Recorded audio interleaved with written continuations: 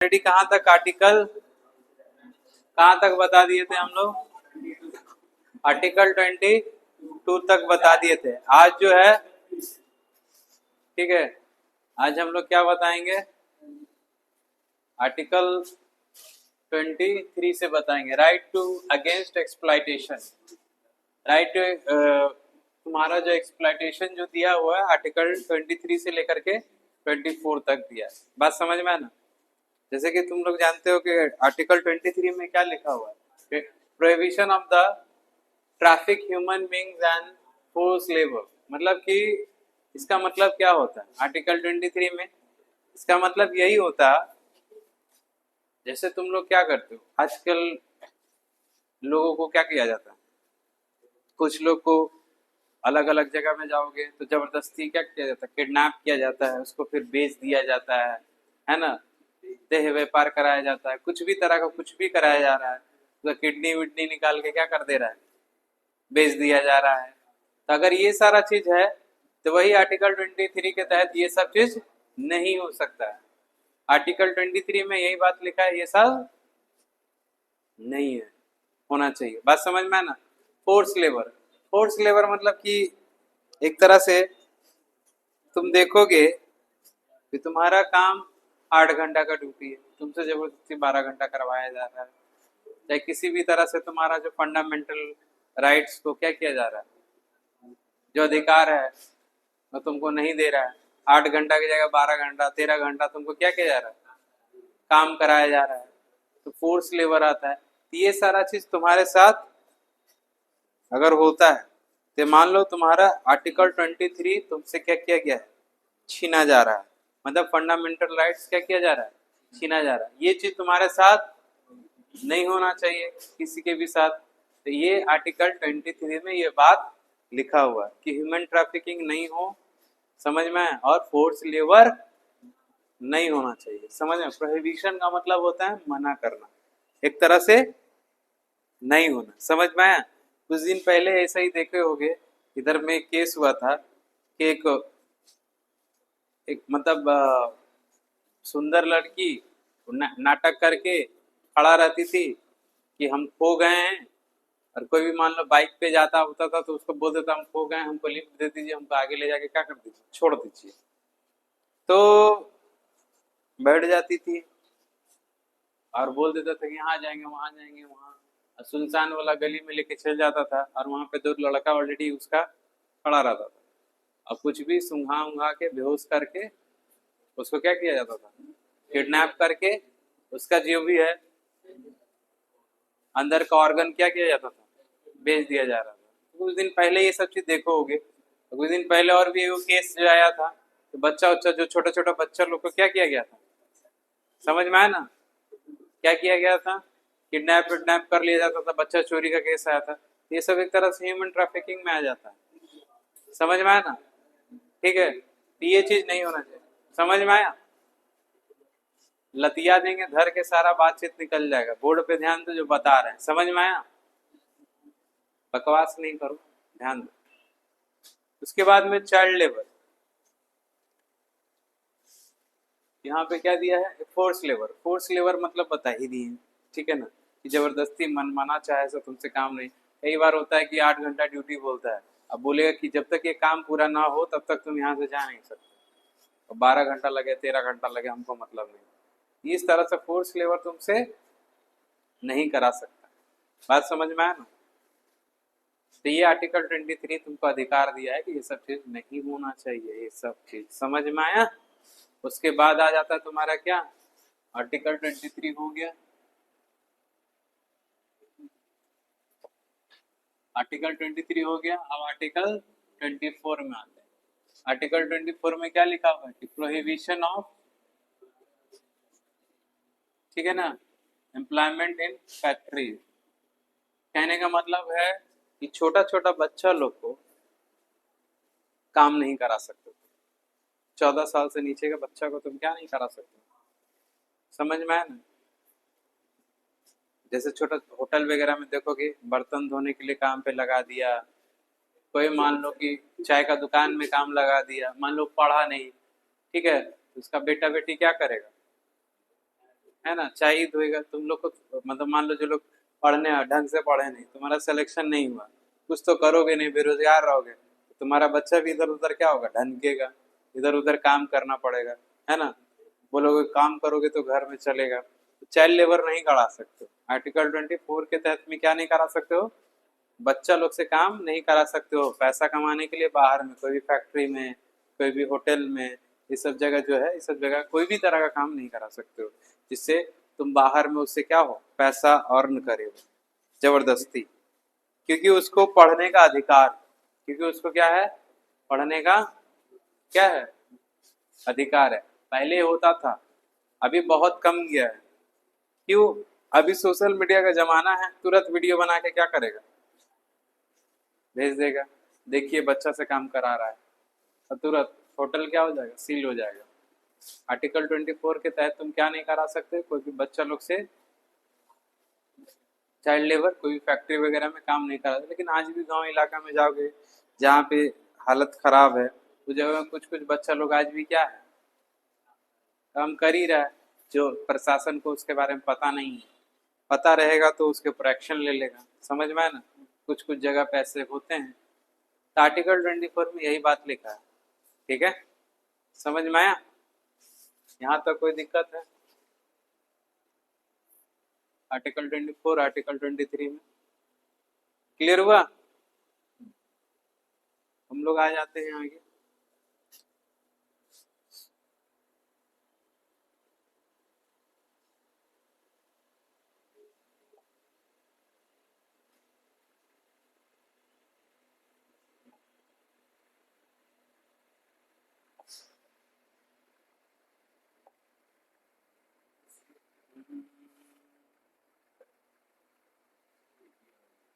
आगे बढ़ते हैं हम लोग।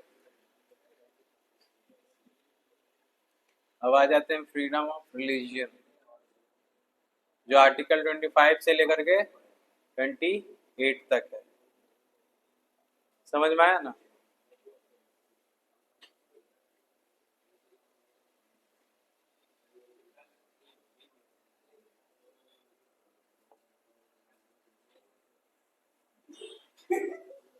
ठीक है, तो देखो, right to freedom of religion कहने का मतलब है, तुमको संविधान अधिकार देता है कि तुम अपने धर्म को क्या कर सकते हो, फॉलो कर सकते हो। समझ में आया ना,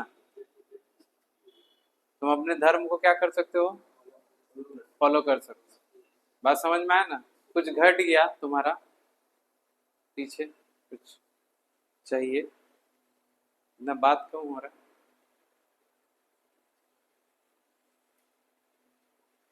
तो आर्टिकल 25 से लेके 28 तक किसके बारे में दिया, फ्रीडम ऑफ रिलीजियन के बारे में। क्या दिया हुआ है, फ्रीडम ऑफ रिलीजियन के बारे में दिया हुआ है। तो आर्टिकल 25 यही बोलता है कि आप अपने धर्म को फॉलो करिए, प्रैक्टिस करिए, कोई मना नहीं।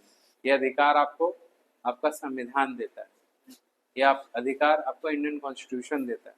कोई आपको मना नहीं कर सकता है कि तुम ये धर्म क्यों फॉलो कर रहा है, क्यों नहीं फॉलो कर रहा है। बात समझ में आया ना। आजकल तो यही चल ही रहा है, तुम ये क्यों कर रहा है, वो क्यों कर रहा है ना। अब जिसको जो धर्म मानना है माने, किसी को मना कैसे कर सकते हैं। ये तो आर्टिकल 25 क्या दिया है, अधिकार दिया हुआ है। अब तुम बोल दोगे कि ये मत करो वो मत करो, जबरदस्ती किसी से कोई धर्म थोड़ी जब फॉलो करवा सकते हो। उसको जिस धर्म में फेथ है, वो अपना धर्म को क्या कर सकता है, रिलीजियंस को क्या कर सकता है, फॉलो कर सकता है कि नहीं।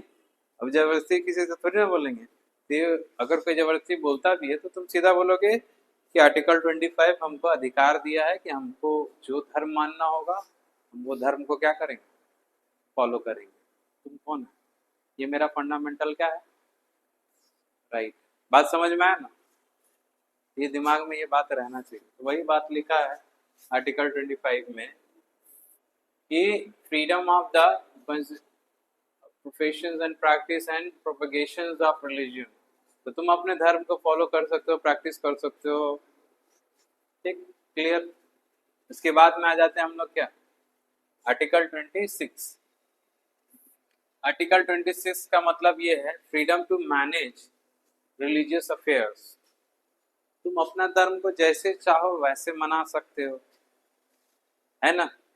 अभी जैसे दुर्गा पूजा आ रहा है ना, दुर्गा पूजा 22 तारीख को है। तो दुर्गा पूजा में क्या होगा, पंडाल होगा, ठीक है, बगल में ऑर्केस्ट्रा भी चलेगा, मूर्ति छोड़ के सब लोग ऑर्केस्ट्रा में भीड़ लगा के बैठा रहेगा, अपना तरीका से मनाएगा ये लोग पूजा। तो कोई सेंस बनता है इस बात का? देखोगे आदमी जहाँ पूजा हो रहा है वहां पे नहीं, जहाँ एक बॉलीवुड स्टार आ गया है मूर्ति छोड़ के उसमें घुसा हुआ है ना, यही होता है ना। श्री भूमि में तो पंडाल में भीड़ नजर आता है, खाली देखिएगा इसे, कहाँ है, गजब पंडाल बनाया है, मूर्ति को एक बार देखेगा भी नहीं, कहाँ पूजा हुआ कैसे पूजा हुआ, कोई लेना देना नहीं है। कुंदन जैसे लड़का लोग तो कुछ और ही पंडाल में खोज रहा होता है, ठीक है।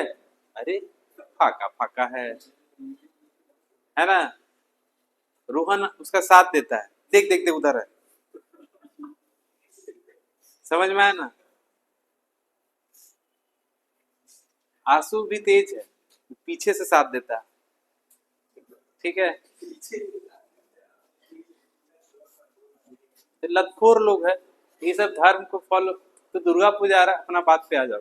तो आर्टिकल 26 तुमको क्या देता है, अधिकार देता है, समझ में आया ना, कि तुम जैसे चाहो वैसे अपने धर्म को क्या कर सकते हो, जैसे रूल्स रेगुलेशंस है वैसे करके क्या करो, मैनेज करो। यहाँ देखोगे दुर्गा पूजा में क्या हो रहा है, हमारा जो सीएम है चंदा दे रहा है 1 लाख रुपया हर क्लब को, एम्प्लॉयमेंट नहीं दे रहा है, क्या दे रहा है, वो बोली लग रहा है 80,000 टाका देवो 1 लाख, 1 लाख 20। अरे जो छात्र लोग पढ़ के जो रोड पे रोजगार मांग रहा है उसको क्या दोगे तुम, उसको तो कुछ नहीं दे रहे हो, यही ना चल रहा है, बताओ, ये सारा चीज चल रहा है। तो मतलब आर्टिकल 26 तुमको अधिकार देता है कि तुम अपने चीजों को क्या करो। यहाँ पूजा पाठ थोड़ी शो ऑफ हो गया है ना, कि हम ऐसा पंडाल बनाएंगे तो हम ऐसा बनाएंगे, बुर्ज खलीफा बना दिया है, कोई डिज्नीलैंड बना रहा है ना, तो कुछ बना रहा है, पूजा करने थोड़ी जा रहा है कि नहीं। वो खैर वैसे नहीं करना चाहिए, वो चीज नहीं, कहने का मतलब है एक सभ्य तरीका से, जैसे धर्म को अपना, रिलीजियस को अपना जैसे मैनेज करना चाहिए वैसे मैनेज करने का अधिकार कौन देता है, आर्टिकल 26, समझ में है ना। इसका मतलब ये नहीं कि मतलब तुम कुछ भी करो, देखोगे पंडाल उंडाल बनता है, चंदा वंदा काटेगा, चंदा काट के फिर क्या करेगा, उसमें से कुछ पैसा में पूजा वूजा करेगा, वही पंडाल के पीछे बैठ के बंगला पी रहा है। कोई लॉजिक है इस बात का, ये कौन अधिकार दिया तुमको, करना है तो ढंग से करो।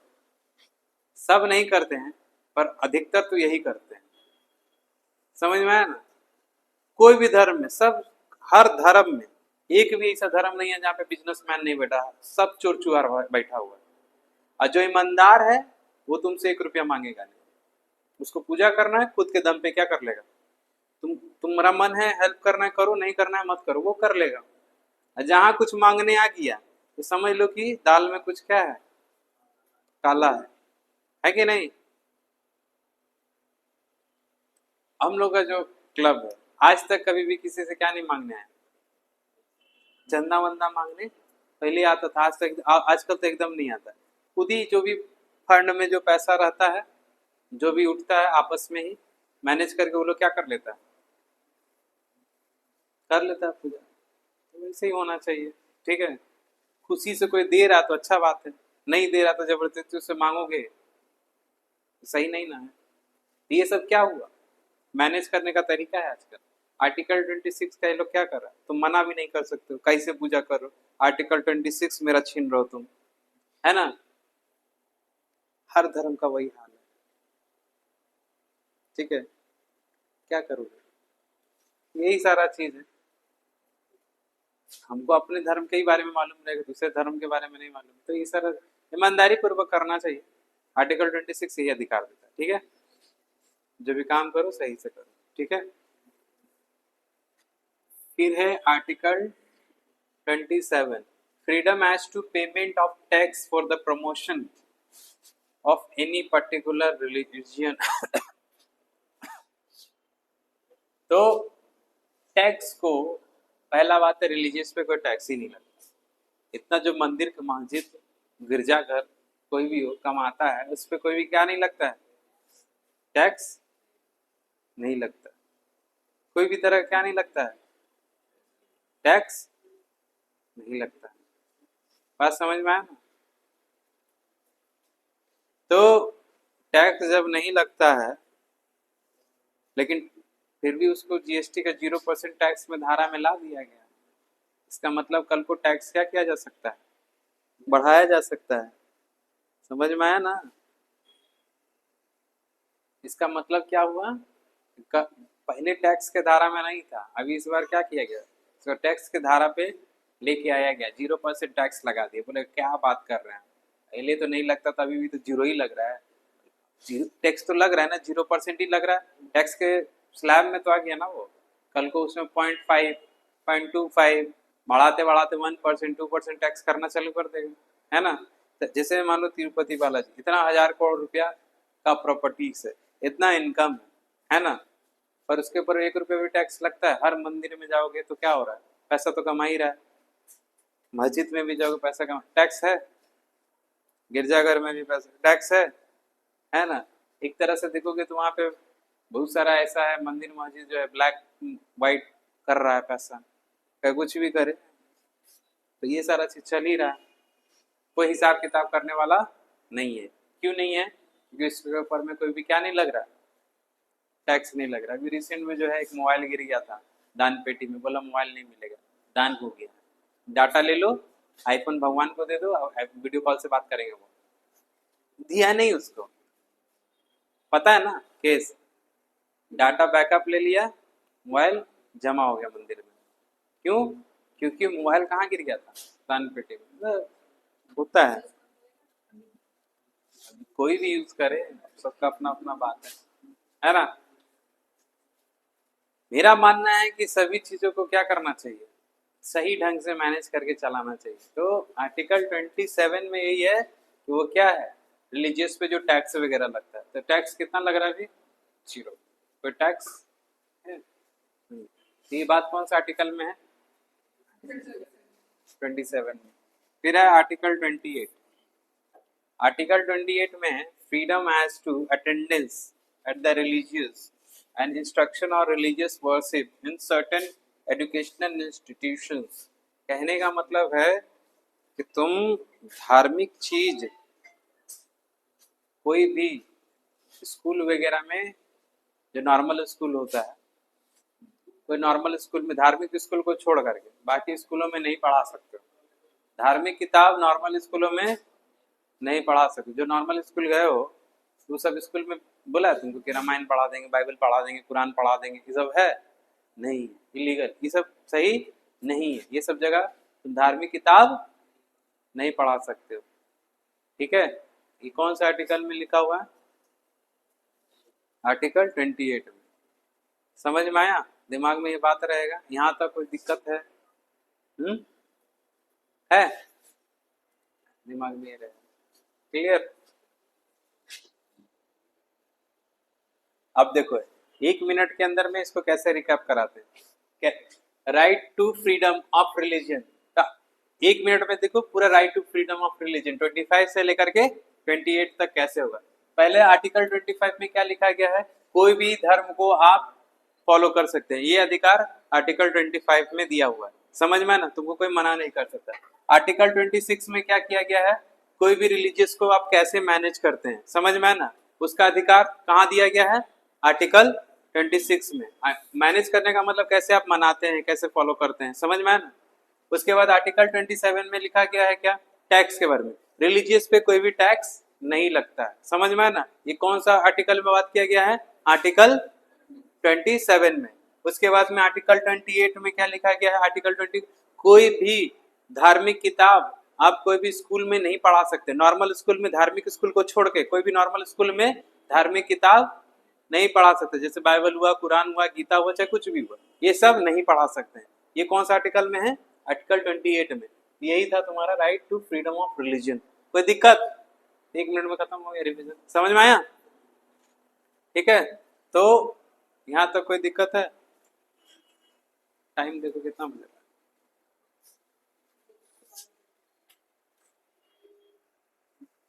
12 ही ना हो रहा है। 5 मिनट बैठ ना, 5 मिनट बाद जाएगा। बैठो, 5 मिनट में खत्म हो जाएगा। 5 मिनट बैठ जाओ। ट्रेन से जाएगा? कौन सा ट्रेन? गाड़ी लेके नहीं आया आज? कितना बजे ट्रेन है? 11 बजे है। कहाँ जाएगा अभी? स्टेशन? ठीक है, बाकी रिकॉर्डिंग मिल जाए, कुछ है नहीं। 1 सेकंड, 1 मिनट रुक सकते हैं ना?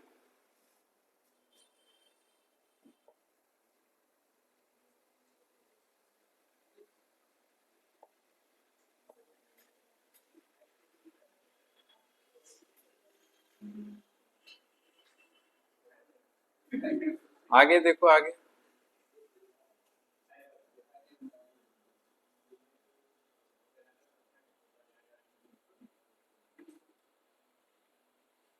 देखो देखो देखो, टुनटुनिया का फोटो देखो।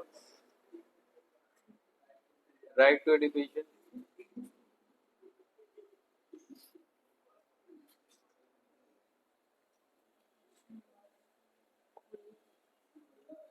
अब यहाँ पे देखो, कल्चरल एंड एजुकेशनल राइट्स। तो आर्टिकल 29 से लेकर 29 से 30 तक में क्या लिखा है? Cultural and educational rights. मतलब आर्टिकल 29 क्या बोल रहा है कि protection of interest of minorities. मतलब माइनॉरिटीज का जो है इंटरेस्ट को क्या करना चाहिए? प्रोटेक्ट करना चाहिए। कहने का मतलब क्या है कि तुम्हारा जो कल्चर है, माइनॉरिटीज का जो कल्चर है, उसको क्या किया जा सकता है? प्रोटेक्शन करने का अधिकार है। समझ में है ना? माइनॉरिटीज का जो कल्चर होता है उसको तुम क्या नहीं कर सकते? मानने से अधिकार जो भी है, माइनॉरिटीज का जो अपना अपना कल्चर है। कल्चर इन द सेंस क्या? तुम्हारा जो सभ्यता है, जैसे मान लो कि साड़ी पहनना, चाहे कुछ भी चीज है, ये वो पूजा पाठ, किसी भी तरह का जो भी कल्चर है तुम्हारा माइनॉरिटीज का, उसको प्रोटेक्शन करता है कौन? आर्टिकल 29। उसको मानना उसका क्या है? कर्तव्य। वो जैसे चाहे उसको वैसे क्या कर सकता है? फॉलो कर सकता है। तुम उसको मना नहीं कर सकते, तुम ऐसे मत करो, तुम वैसे मत करो, तुम ऐसे क्यों रहते हो, तुम वैसे क्यों रहते हो। समझ लो, जैसे नॉर्थ ईस्ट में जाओगे तो वो लोग क्या करता है, कैसे अपना कल्चर दिखाता है वो लोग? पहन के, हाँ, झिंगा लाला हूँ, झिंगा लाला हूँ, चाहे वट एवर जो भी अपना एक्टिविटी नॉर्थ ईस्ट में होता है ना, वैसे वो उसका क्या है? कल्चर है ना? तो उसको वो क्या करके रखा हुआ है? परफॉर्म करता है। तो हम उसको मना कर सकते हैं? नहीं कर सकते। तो माइनॉरिटीज में आता है वो लोग, तो उसके जो भी है अपना कल्चर को क्या करता है? प्रोटेक्ट करता है। कौन सा आर्टिकल के तहत में? आर्टिकल 29 के तहत में क्या करता है? प्रोटेक्ट करता है। फिर है आर्टिकल 30। फिर है article 30, right to minorities to establish an administrative educational institution. जैसे कि मान लो, इसका मतलब क्या है? इसका मतलब यही है कि जो लोग भी माइनॉरिटीज हैं तो वो अपना एजुकेशनल इंस्टीट्यूशन बना सकते हैं, जैसे मदरसा हुआ। कौन सा आर्टिकल के तहत बन रहा है? समझ में आया ना? कॉन्वेंट स्कूल जो क्रिश्चियन मिशनरी से एक तरह से पढ़ाया जाता है, ये सब जो माइनॉरिटीज है, ये सब कौन सा आर्टिकल के तहत बना रहा है? आर्टिकल 30 के तहत। बात समझ में आया ना? उसी तरह से है तुम्हारा गुरुकुल वगैरह वगैरह। इस तरह का जो स्कूल है जहाँ पे धार्मिक किताबों को क्या किया जा रहा है? पढ़ाया जा रहा है। ये सब एजुकेशनल क्या है? रिलीजियस टाइप का स्कूल है, यहाँ पे क्या कहा जाता है? रिलीजियस बुक वगैरह पढ़ाया जाता है, उसके कल्चर्स के बारे में क्या किया जाता है? पढ़ाया जाता है। बात समझ में है ना? ये कौन सा आर्टिकल इसको अधिकार देता है? आर्टिकल 30 देता है। बात समझ में आया? क्लियर? आर्टिकल 32 तो बता ही दिए अभी तुमको थोड़ी देर पहले। समझ में आ गया ना?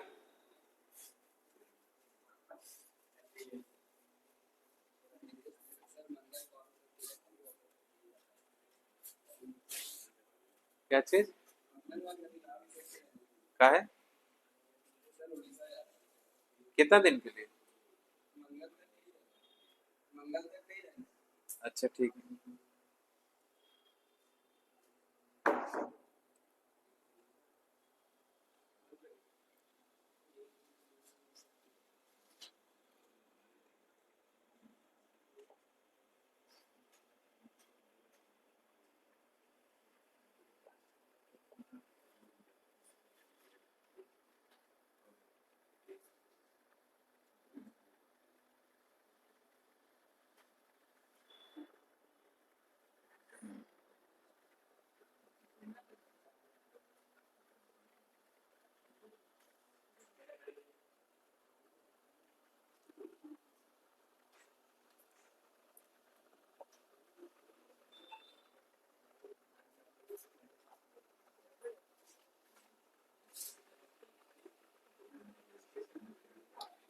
तो right to constitutional remedies article 30 से लेकर आर्टिकल 32 से लेकर के कहां तक दिया हुआ है, आर्टिकल 35 तक।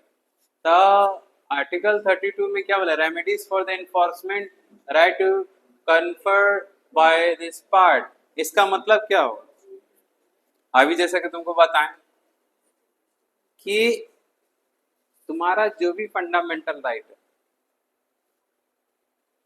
अगर वो हनन हो रहा है, अगर उसको नहीं माना जा रहा, अगर उसको छीना जा रहा है, तो आर्टिकल 32 के तहत तुम कहां जा सकते हो, कोर्ट जा सकते हो। कहां जाओगे, कोर्ट। समझ में ना, अगर तुम्हारा फंडामेंटल राइट्स को कोई छूता है, छीनता है, ठीक है ना, तुमको तुम्हारा फंडामेंटल राइट्स मानने के लिए मना कर देता है, नहीं देता है, तुम इस चीज को लेकर के कहां जा सकते हो, कोर्ट में जा सकते हो। समझ में ना, हाई कोर्ट जाओ, सुप्रीम कोर्ट जाओ, जाके बोलो कि ऐसा ऐसा बात है कि मेरे साथ भेदभाव हुआ है, मेरे साथ ऐसे हुआ है, चाहे वैसे हुआ है, किसी भी तरह। अभी जो जितना सारा फंडामेंटल राइट दिया, मेरे को धर्म ये फॉलो नहीं करने दे रहा, वो नहीं करने दे रहा, कुछ भी चीज, तो फंडामेंटल राइट तो उसके तहत का आर्टिकल 32 के ही तहत तुम कहां जाओगे, कोर्ट जाओगे और अपील करोगे कि ऐसा ऐसा बात है। अब उस पर तुमको क्या मिलेगा, जस्टिस मिलेगा, चाहे कुछ भी हो। इसीलिए एक चीज और याद रखना, आर्टिकल 32 को ही क्या बोला गया है, सोल ऑफ इंडियन कॉन्स्टिट्यूशन। क्या बोला गया है, सोल ऑफ इंडियन कॉन्स्टिट्यूशन। कौन बोले थे, डॉक्टर भीमराव अंबेडकर। समझ में आया ना, डॉक्टर भीमराव अंबेडकर क्या बोले थे कि तुम्हारा आर्टिकल 32 जो है, ये जो है remedies, right to constitutional remedies, ये क्या है, एक तरह का 32 क्या है, सोल ऑफ इंडियन कॉन्स्टिट्यूशन।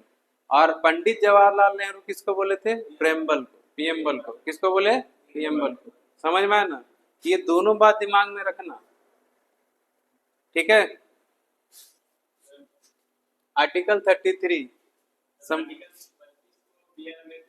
हाँ 32 को, हाँ ठीक है। आर्टिकल 33 में क्या बताए थे कि power of parliament to modify the rights to conferred by this part is application of force etc। मतलब आर्टिकल 33 के तहत अभी थोड़ा देर पहले ही बताया कि जो भी आर्म फोर्स है, चाहे पुलिस फोर्स है, चाहे कुछ भी है, उसके ऊपर में पार्लियामेंट में कानून बनाया जा सकता है, अमेंडमेंट किया जा सकता है। ये पावर कौन से आर्टिकल में दिया हुआ, article 33, power to parliament modify the rights. उसका जो भी राइट्स है, उसका जो भी फंडामेंटल राइट्स है, उसके ऊपर अलग अलग नया कानून बना दे, या उसको अमेंड कर दे, या मॉडिफाई कर दे, कुछ भी करे।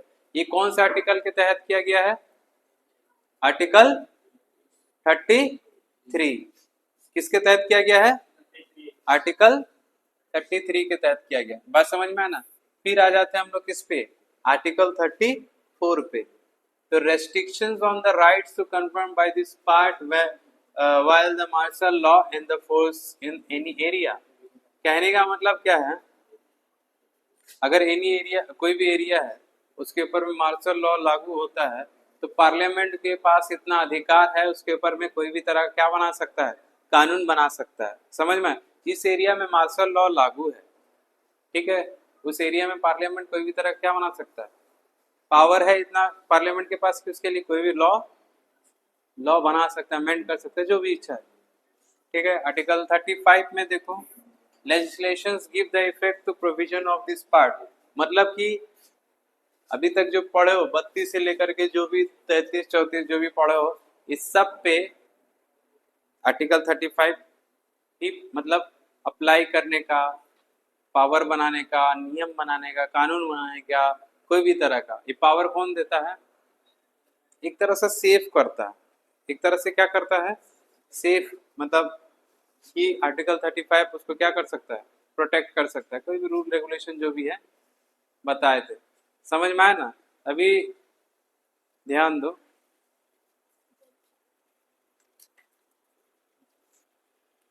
इसको धर के अभी हम लतियाएंगे, हाथ उत सब मिलाना बंद हो जाएगा।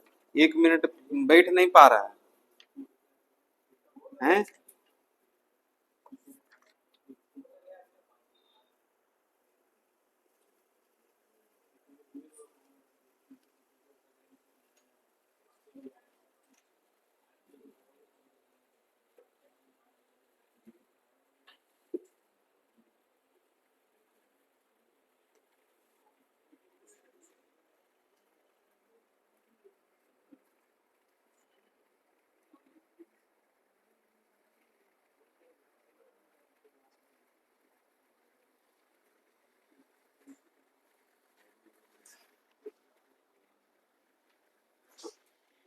ठीक है, यहाँ तक कोई दिक्कत है?